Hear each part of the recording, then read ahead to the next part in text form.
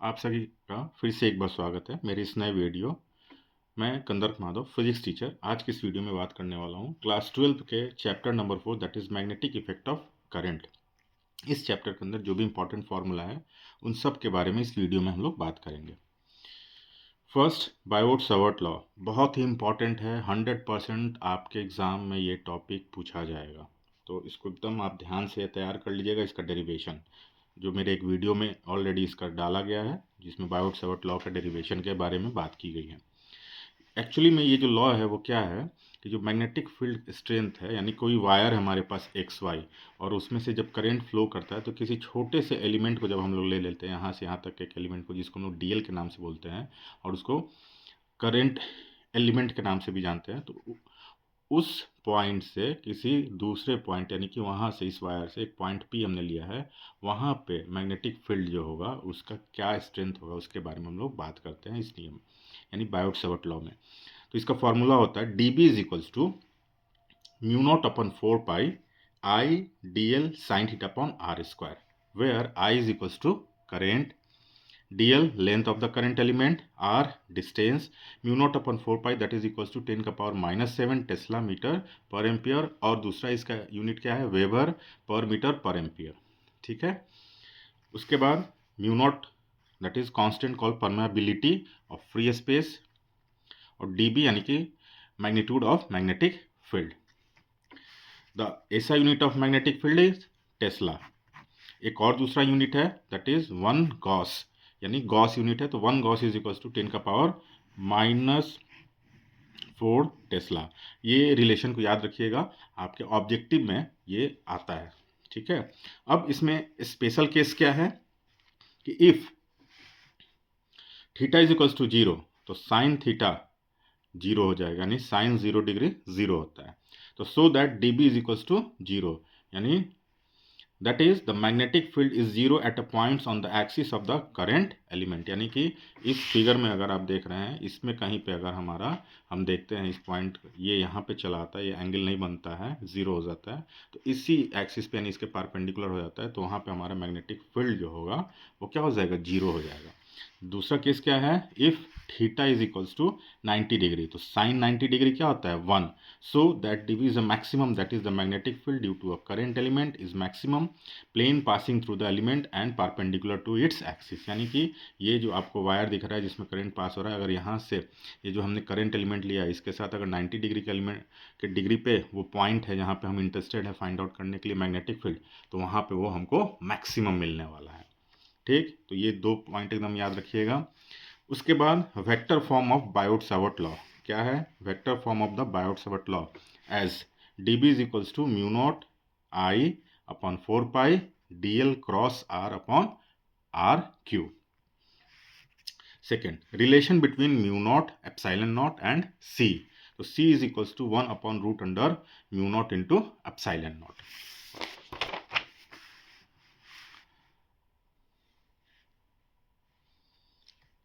Second, magnetic field due to a straight conductor of finite length.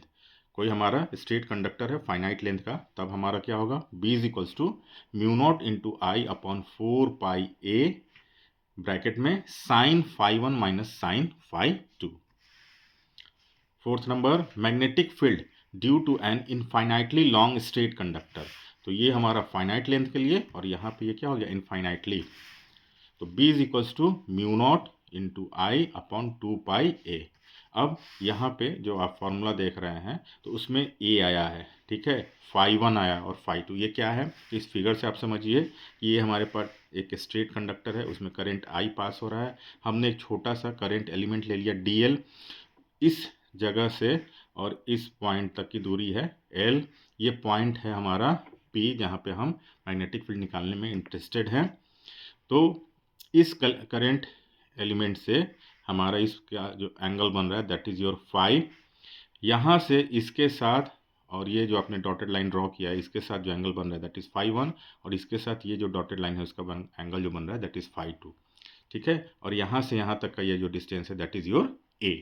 तो जब finite length है तो mu not into I upon 4 pi A और sine phi 1 minus sine phi 2। ठीक है, और जब magnetic field due to an infinitely long straight conductor है, तो B is equals to mu not into I upon 2πa। ठीक है। अब फिफ्थ नंबर का फॉर्मूला देखिए, magnetic field at the centre of a circular loop. यहाँ पे एक सर्कुलर लूप आपको दिख रहा होगा, इसका ये सेंटर हो गया, ये यहाँ से रेडियस हो गया, यहाँ पे एक हमने एलिमेंट लिया है दैट इज dl, इसमें करंट I हमारा है। ठीक, तो इसका फॉर्मूला क्या होगा मैग्नेटिक फील्ड निकालने का, B is equals to mu not into I upon 2r।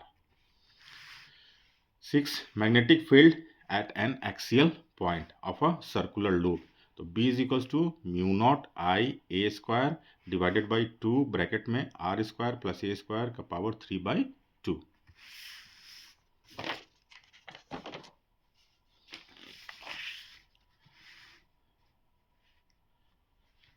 7, ampere circuital law, that is also important, बहुत इंपॉर्टेंट टॉपिक है। Integration close surface B dot dl is equals to mu not into I. In a simplified form, Ampere's circuital law states that if a field B is directed along the tangent to every point on the perimeter L of a closed curve and its magnitude is constant along the curve, then BL is equals to mu naught into I. अब आ जाइए 8 number का formula, magnetic field due to a straight solenoid, first at a point well inside the solenoid, यानी solenoid के अंदर जब होगा तो B is equals to mu not into N into I, और second at either end of the solenoid, तो B end is equals to half mu not n into I, जहाँ पे जो n है वो क्या है, n is the number of turns per unit length. ठीक है, आई तो आप जानते ही हैं करंट के बारे में, और म्यू नॉट आपको पता ही है permittivity of free space. 9 number, magnetic field inside है टोरॉइडल सोलेनॉइड, तो B is equals to mu not into N into I, magnetic field is 0 outside the toroid. अब कुछ महत्वपूर्ण points, that is note, first the magnetic field inside a toroidal solenoid is independent of its radius and depends only on the current and the number of turns per unit length. The field inside the toroid has a constant magnitude and tangential direction at every point. Second क्या है, in ideal toroid the coils are circular and magnetic field is 0 external to the toroid. In a real toroid the turns from a helix and there is a small magnetic field external to the toroid. Third, toroids are expected to play a key role in the tokamak, which act as a magnetic container for the fusion of a plasma in fusion thermonuclear power reactors. 10 number, force on a moving charge in a magnetic field, that is F is equals to QVB sin theta, or Q is equals to Q multiplied by V cross B, where Q is the moving charge, V is the velocity and B is the magnetic field, and the direction of the force is given by Fleming's left hand rule. तो इसमें जो force का direction होगा वो हम लोग देंगे कहाँ से, तो फ्लेमिंग्स लेफ्ट हैंड रूल से।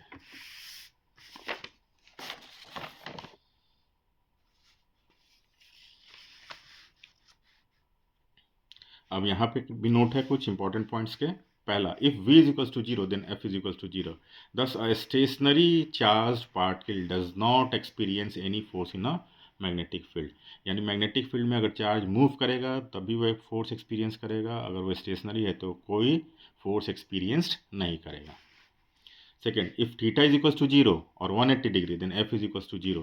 Thus, a charged particle moving parallel or anti-parallel to a magnetic field does not experience any force in the magnetic field. Third, if theta is equals to 90 degree, then f is equals to qvb sin 90 degree, and that is qvb. तो sin 90 degree यानी कि 1. Thus, a charged particle experiences the maximum force when it moves perpendicular to the magnetic field.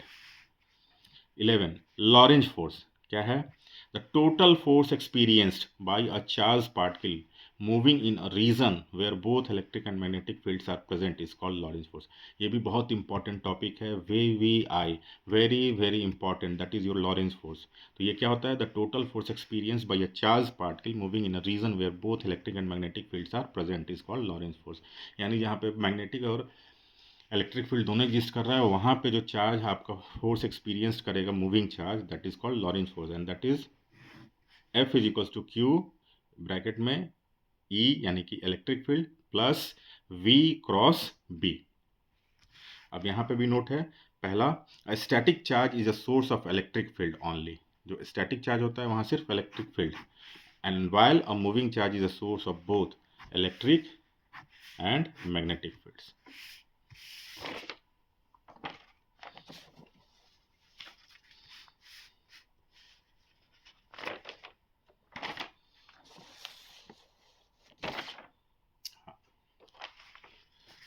अब आ जाइए, second, a moving charge produces a magnetic field, which in turn exert a force on another moving charge.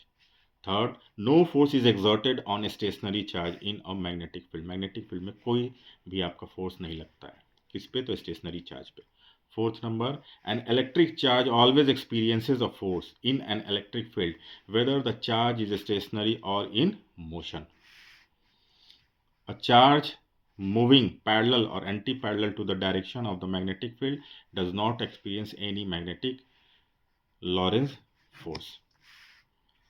Sixth number, if in a field the force experienced by a moving charge depends on the strength of the field and not on the velocity of the charge, then the field must be an electric field. ठीक है, इसके बाद, if in a field the force experienced by a moving charge depends not only on the strength of the field but also on the velocity of the charge, then the field must be magnetic field. यानी कि magnetic field में क्या करेगा, depends not only on the strength of the field but also on the velocity of the charge, और electric field में charge depends on the strength of the field and not on the velocity of the charge. This is the basic difference, कि जब velocity के ऊपर depend नहीं करेगा तब आपका जो है वो इलेक्ट्रिक फील्ड, और जब वेलोसिटी के ऊपर डिपेंड करेगा तो that is your magnetic field. 8 number, magnetic force does not change the kinetic energy of the charged particle, and this indicates that the speed of the particle does not change. According to the work energy theorem, the change in kinetic energy is equal to the work done on the particle by the net force. Hence, the work done on the charged particle by the magnetic force is 0.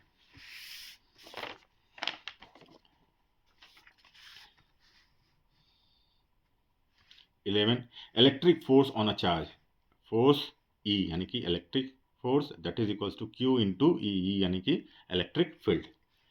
Magnetic force on a charge, FM, that is QVB sine theta. Q charge, V velocity, B is magnetic field. अब इसमें भी आपको 3 case मिलेंगे. पहला case, when the initial velocity is parallel to the magnetic field. Here theta is equals to 0 degree, so F is equals to QVB sin 0 degree equals to 0, क्योंकि sin 0 degree equal to 0 होता है. The parallel magnetic field does not exert any force on the moving charged particle. इसका मतलब हुआ parallel magnetic field does not exert any force on the moving charged particle. Case 2 क्या है, when the initial velocity is perpendicular to the magnetic field.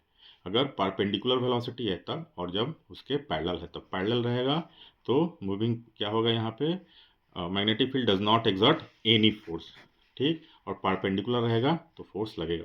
So here V is equals to 90 degree, so F is equals to QVB sine theta, और sine 90 degree 1 यानी QVB sine 90 degree, और QVB is equals to maximum force, यानी सबसे अधिक ज़्यादा कब लगेगा, जब परपेंडिकुलर रहेगा, और 0 लगेगा जब पैरेलल रहेगा, और इसके बीच में रहेगा तो अलग अलग वैल्यू रहेगा, तो अलग अलग फोर्सेस लगेंगे. So as the magnetic force acts on a particle perpendicular to its velocity, it does not do any work on the particle, it does not change the kinetic energy और speed of the particle. तो यहाँ पे एक figure बना हुआ है, ये नहीं है और ये भी नहीं है. यहाँ पे एक रेडियस है, हमारा सर्कुलर पाथ है जिसका रेडियस r है. यहाँ पे ये मूवमेंट हो रहा है, यहाँ पे चार्ज q है, फोर्स F लग रहा है टुवर्ड्स द सेंटर, यानी कि सेंट्रीपिटल फोर्स की बात है, और ये V है. ठीक है,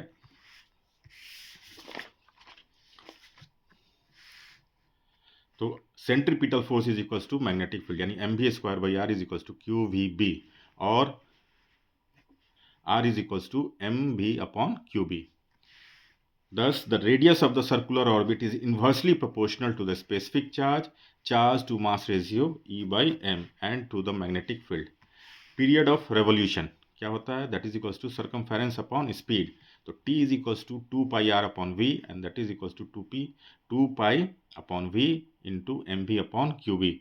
आप यहाँ से r is equals to M v upon q B है, इसका वैल्यू यानी यहाँ पे r के जगह पे आप पुट कीजिएगा तो आपको 2π upon v into m v upon q B मिलेगा. और इसको फाइनली आप कीजिएगा तो t is equals to 2πm upon Q into B. टू पता है, पाई के बारे में पता है, एम यानी मास, क्यू यानी चार्ज और बी क्या होगा आपका magnetic field.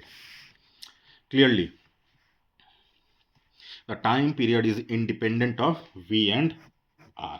if the particle moves faster, the radius is larger and it has to move along a larger circle so that the time taken is the same.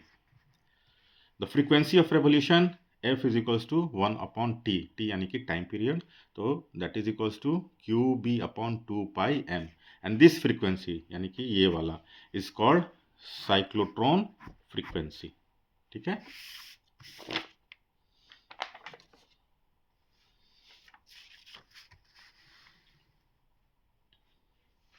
Case third क्या है, when the initial velocity makes an arbitrary angle with the field direction. यानी कि ये आप figure यहाँ पे आप देखिए, X axis, Y axis, Z axis, और ये जो है हेलिकल शेप में आपका मूव कर रहा है. ये चार्ज क्यू है, एंगल यहाँ पे इसके साथ बना रहा है थीटा प्लस क्यू चार्ज है. ये हमारा वी परपेंडिकुलर हो गया, यहाँ पे वी पैरेलल हो गया. ठीक है.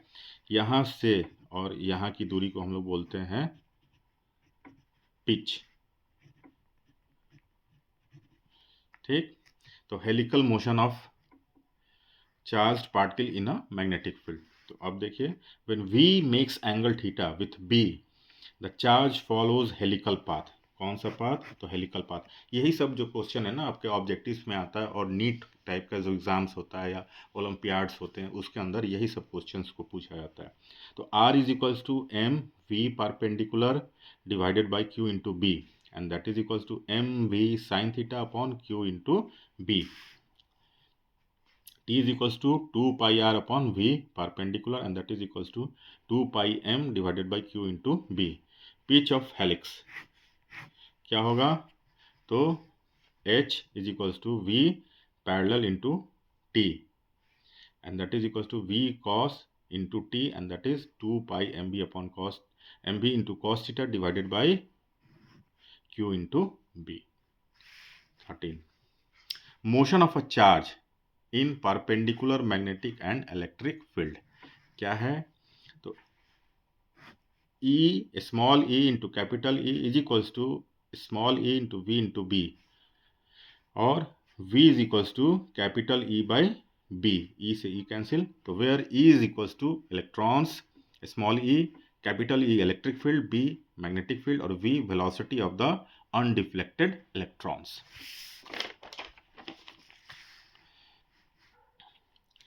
14 number, kinetic energy gained by an electron when accelerated through a potential difference v. तो यहाँ पे थोड़ा सा कंफ्यूजन क्रिएट हो सकता है कि एक कैपिटल V जो पोटेंशियल डिफरेंस के लिए और एक हमारा वेलोसिटी के लिए. तो अगर आप वेलोसिटी के लिए V यूज़ कर रहे हैं तो इसको अगर आप ऐसे लिखिएगा तो ज़्यादा अच्छा रहेगा. ठीक. और पोटेंशियल डिफरेंस के लिए आप लिखिए कैपिटल V इस तरीके से. ठीक है. तो half M V square is equal to E into V, where V is the velocity, v is potential difference, तो इसको ऐसे v कर लीजिए, m is equal to mass और e is equal to electron. ठीक है. Force on a current carrying conductor in a magnetic field. पहला F is equal to I into L cross B. Second F is equal to ILB sine theta. Third F max यानी force maximum that is equal to I into L into B. So conductor placed perpendicular to the direction of the magnetic field. Perpendicular जब होगा तो maximum मिलेगा. A current carrying conductor placed parallel to the direction of the magnetic field does not experience any force यानी F is equals to 0. Forces between two parallel current carrying conductors. First, force per unit length यानी F is equals to mu naught I1 I2. दो wire है तो एक में current जाएगा तो I1 होगा, दूसरे में I2 upon 2 pi R. Second, force on length L of one of the wires. तो F is equals to mu naught I1 I2 into L divided by 2 pi R.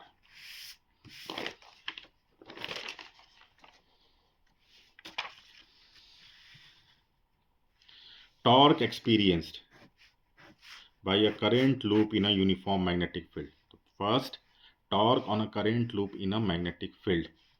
और टॉर्क हम लोग जो डिनोट करते हैं इस लेटर से, इस लेटर का नाम है टाउ. तो tau is equals to n into I into B into A sine theta, and that is equals to small m b sine theta, where I is current flowing through the coil, A area of the coil, B magnetic field, capital N is equals to number of turns, and m small m is equals to magnetic dipole movement of the current loop, and that is equals to NIA. Tau को कैसे define करते हैं हम लोग? तो force multiplied by perpendicular distance. इसमें भी कुछ नोट्स हैं, इंपॉर्टेंट पॉइंट्स हैं. पहला, when theta is equals to 0 degree, tau is equals to 0. That is the torque is minimum when the plane of the loop is perpendicular to the magnetic field. Second, when theta is equals to 90 degree, tau is equals to NIBA. That is, the torque is maximum when the plane of the loop is parallel to the magnetic field. Thus, tau max is equals to NIBA.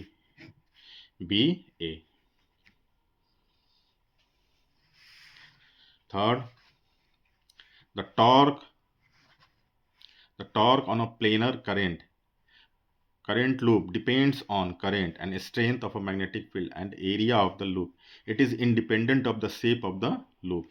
Fourth, the expression for torque tau is equals to NIBA sin theta holds for a planar loop of any shape. ठीक है.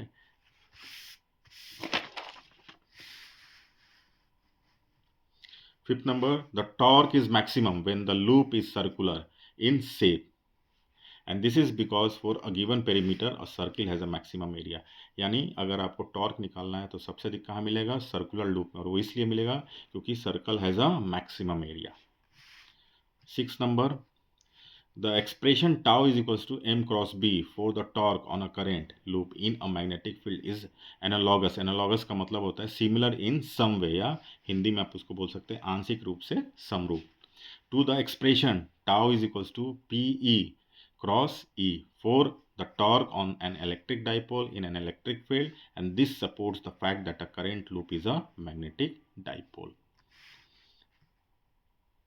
7 number, the torque on a current loop in a magnetic field is the operating principle of the electric motor, and most electric meters used for measuring currents and voltages called galvanometer.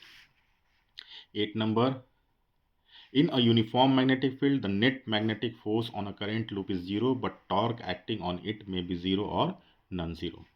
9 number, in a non-uniform magnetic field, the net magnetic force on a current is non-zero, but torque acting on it may be 0 or non-zero.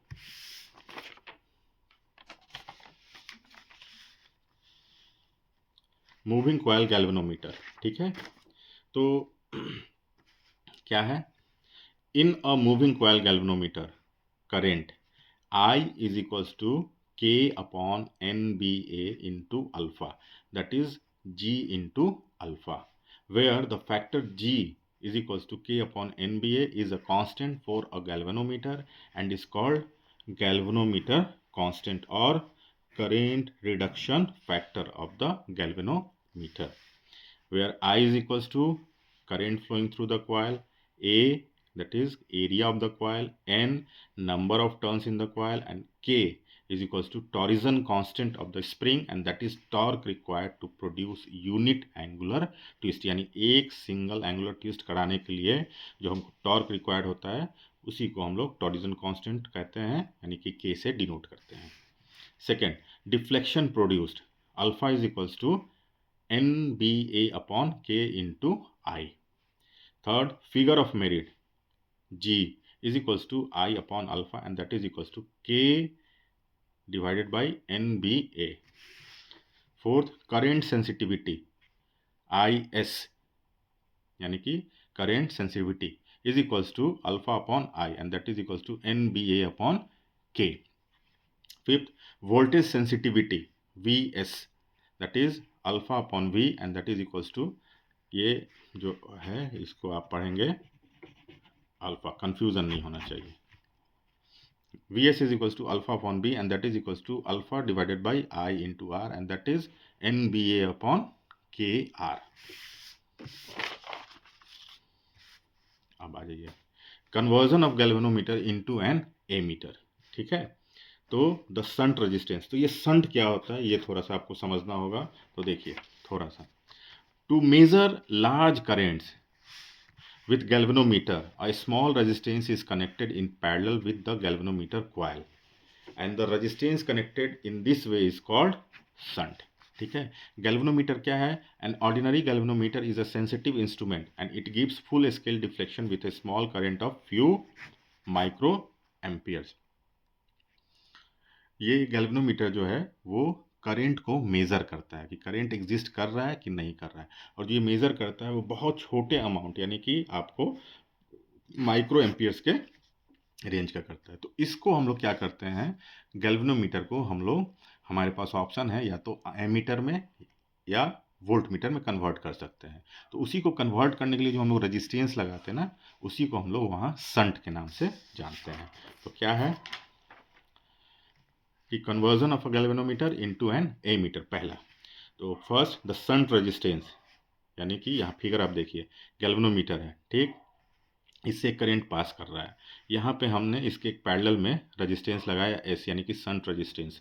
तो ये पूरा जो dotted आप देख रहे हैं ना, ये लगाने के बाद ये पूरा जो है वो आमीटर की तरह काम करेगा. ठीक है, और इसमें जो करंट पास करेगा वो आई माइनस आई जी, यहाँ पे भी जो होगा आई minus I ji.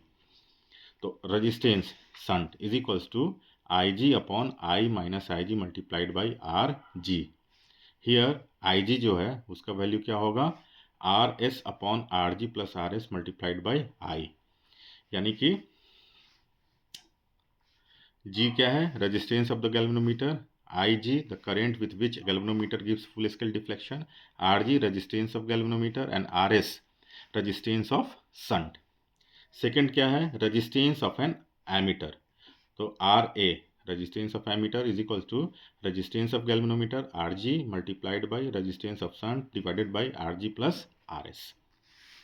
A galvanometer is a device to detect current in a circuit. जैसे पहले भी हमने बताया, गैल्वेनोमीटर जो है एक डिवाइस है जो करंट को मेजर करता है, और ammeter is the device which measure the amount of current, कि कितने अमाउंट का करंट फ्लो कर रहा है, और गैल्वेनोमीटर सिर्फ ये बताता है कि करंट फ्लो कर रहा है कि नहीं कर रहा है. Conversion of galvanometer into a volt meter. ठीक है, first the value of high series resistance R is equals to V upon Ig minus Rg. Here Ig is equals to V upon Rg plus R, यानी कि potential difference. यहाँ पे जो V है potential difference है.